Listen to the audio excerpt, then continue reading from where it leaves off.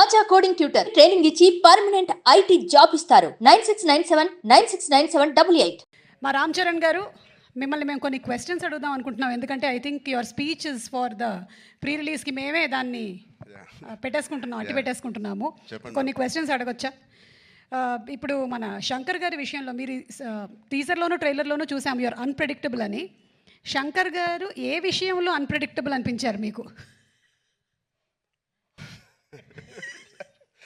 ఇద్దరిని పక్కన పెట్టుకుని ఎలా మాట చెప్పమంటారు?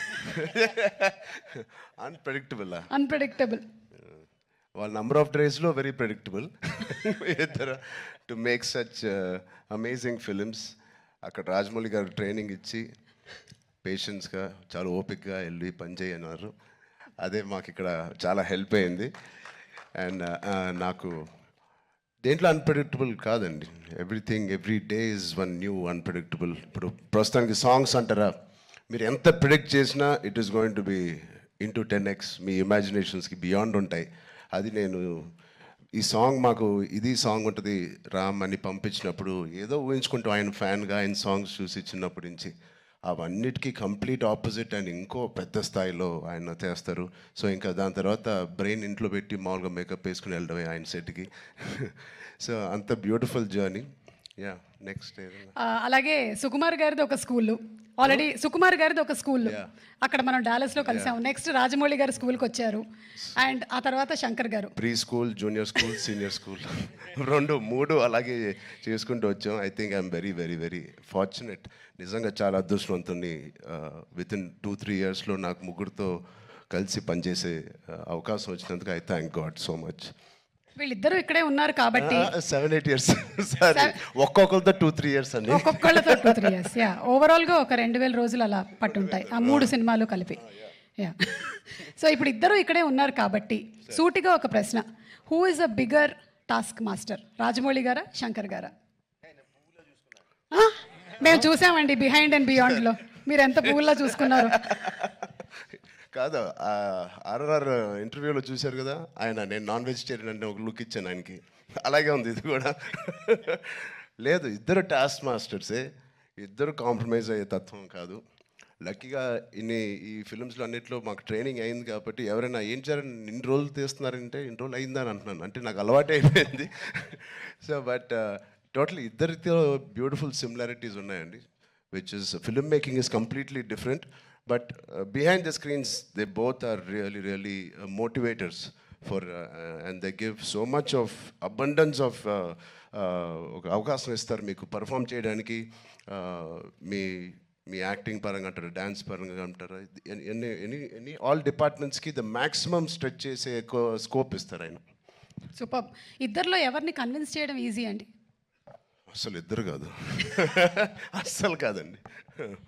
But both are so beautiful. అంటే చిన్న ఆర్టిస్ట్ నుంచి మా వరకు ఒక టెక్నీషియన్స్కి ఏదైనా ఒక అభిప్రాయం ఉంది వాళ్ళు తెలియచెప్పాలంటే they both are so nice and they so open to any suggestions. నచ్చితే తీసుకుంటారు, లేకపోతే లేదు. థ్యాంక్ యూ, సూపర్ అండి. అండ్ అలాగే మనకి దోప్ అంటే ఏదైనా మనకి ఇష్టం లేని దాన్ని మనం వదిలిపెట్టడం అని. సో అలాగా మీకు ఈ షూటింగ్ టైంలో శంకర్ గారి స్కెడ్యూల్స్లో మీ దోప్ మూమెంట్ ఏంటి? వాచ్ టైంని వదిలేసుకున్నాను, మనసు పెట్టి పని చేయాలని డిసైడ్ చేశాను. ఇది రాజమౌళి గారికి కూడా వర్తిస్తుంది అనుకుంటా. అండ్ అలాగే ఇందులో you're playing an honest IAS officer. మరి దానికి ఎలాంటి వర్క్ చేశారు? ఏమైనా ఎగ్జామ్స్ కూడా ప్రిపేర్ అయ్యారా? శంకర్ గారు, నేను చెప్పచ్చో లేదు, మీ ఫ్రెండ్